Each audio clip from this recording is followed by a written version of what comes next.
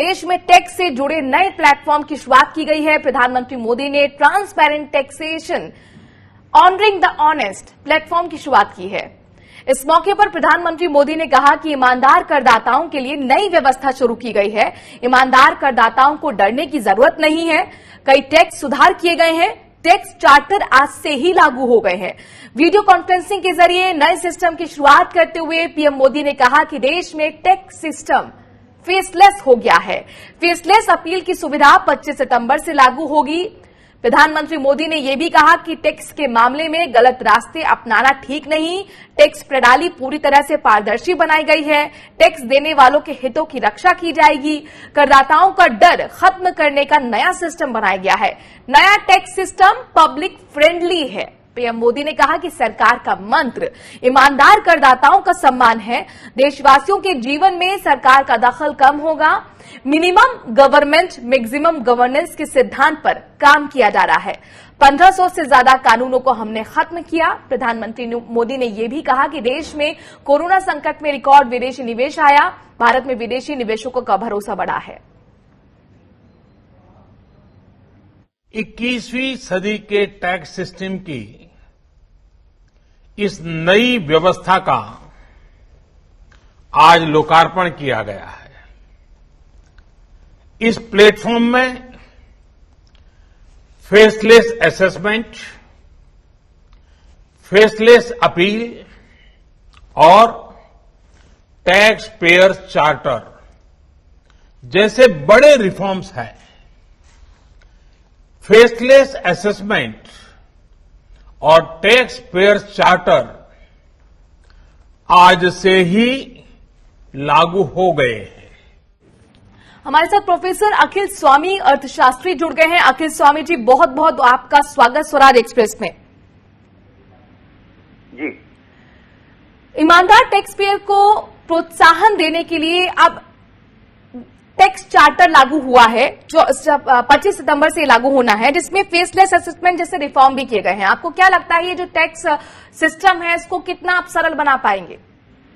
देखिए, वास्तविकता में ये बात तो प्रधानमंत्री महोदय जो ने जो कही वो बिल्कुल ठीक कही कि जितनी ज्यादा ट्रांसपेरेंसी होगी, जितना ज्यादा आईटी का उपयोग होगा, उतना ज्यादा भ्रष्टाचार कम होगा, करप्शन कम होगा, जो होगा है उसको फायदा होगा।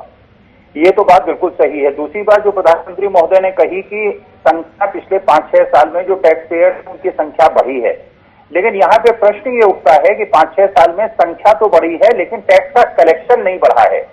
तीसरी बात जो उन्होंने कही, तो हाई कोर्ट और सुप्रीम कोर्ट का ज्यूरिडिक्शन है वो एक सीमा के बाद होगा। उसके पहले की जो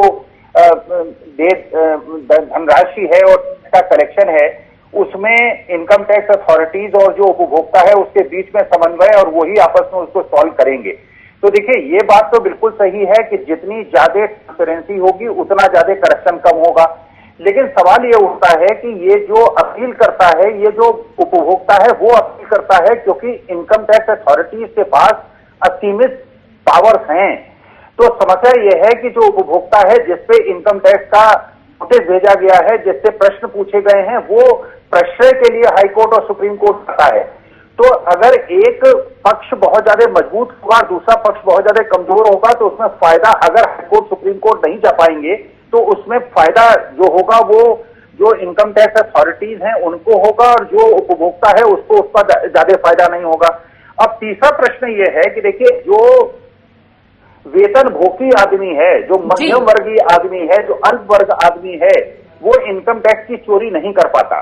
इनकम टैक्स की चोरी कौन करता है? और इनकम टैक्स की चोरी करने की संभावना व्यवसायों में है जहां पे पेमेंट कैश होता है, जिसको तनख्वाह चेक से मिलती है, जो सरकारी एम्प्लॉय है, ये प्राइवेट सेक्टर का एम्प्लॉय है जिसको तनख्वाह चेक से मिलती है, वो तो इनकम टैक्स इवेट कर नहीं सकता। अभी भी जो वो इनकम टैक्स फाइल करता था, आईटी रिटर्न जो है वो इंटरनेट के माध्यम से करता था और उसको टैक्स रिटर्न अप्रूव होकर उसके पास आ जाता था। समस्या वहां पे है, जैसे वो प्रोफेशन, जैसे मेडिकल प्रोफेशन है, लॉयर्स का प्रोफेशन है, चार्टर्ड अकाउंटेंट्स का प्रोफेशन है, जहां पे जो वो फीस लेता है वो कैश में लेता है और जो देने वाला है वो भी कैश में देता है, लेने वाला भी कैश में लेता है। तो इवेजन वहां पे कैसे इनकम टैक्स अथॉरिटीज रोकेंगी? संख्या तो आपकी बढ़ गई जी। लेकिन जो आपकी संख्या बढ़ी वो बढ़ी अल्प और मध्यम वर्ग के लोगों की, लेकिन उससे टैक्स कलेक्शन नहीं बढ़ा। तो ये बात बिल्कुल प्रधानमंत्री महोदय ने जो कही, ट्रांसपेरेंसी होगी, ट्रांसपेरेंसी ऑलरेडी काफी हद तक हो चुकी है। उपभोक्ता के जो कष्ट हैं आगे वो स्वामी काफी जी, हद तक जो कम हो गए। शिकायतें अभी तक एजेंसियों की रहती थी, जो शिकायतें टैक्स पेयर्स की रहती थी कि उन्हें रियायत नहीं दी जाती है दूसरे देशों के कंपेयर में, चाहे अमेरिका आप देख लीजिए, ऑस्ट्रेलिया आप देख लीजिए, सिडनी आप देख लीजिए, और जिस तरह से आप बता रहे हैं कि जो संभावना टैक्स चोरी की बिजनेस सेक्टर में ज्यादा रहती थी, क्या इन शिकायतों को दूर कर पाएगा ये जो नए रिफॉर्म्स लेकर आए हैं और जो नया प्लेटफॉर्म लॉन्च किया गया है आज? ये तो टैक्स जो रिफॉर्म किया गया है वो किया है कि आप किस प्रकार से उसकी इंक्वायरी होगी, किस प्रकार से उसका असेसमेंट होगा, किस प्रकार से उसकी अपील होगी।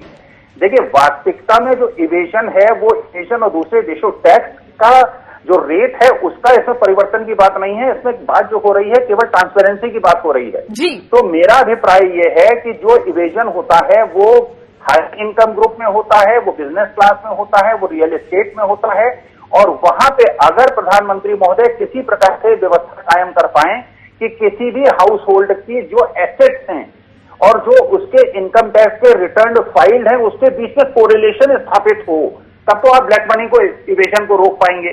जैसे मान लीजिए किसी व्यक्ति के पास 50 करोड़ की प्रॉपर्टी है और पिछले 20 उसने मिलाकर फाइल किया है, तो यहाँ पे जो ट्रांसपेरेंसी है वो रिटर्न फाइल करने और उसके असेसमेंट का प्रश्न नहीं है।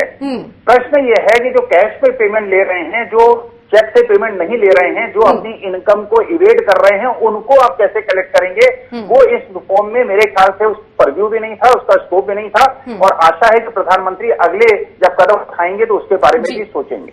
शुक्रिया अखिल स्वामी जी, विस्तार से हमें समझाने के लिए कि आखिरकार कहां पर अभी भी कमी रह गई है जिस पर ध्यान देने की जरूरत है, लेकिन कहीं ना कहीं ट्रांसपेरेंसी जो है माना जा रहा है कि इस प्लेटफॉर्म के जरिए जो टैक्स का सिस्टम था उसमें आए।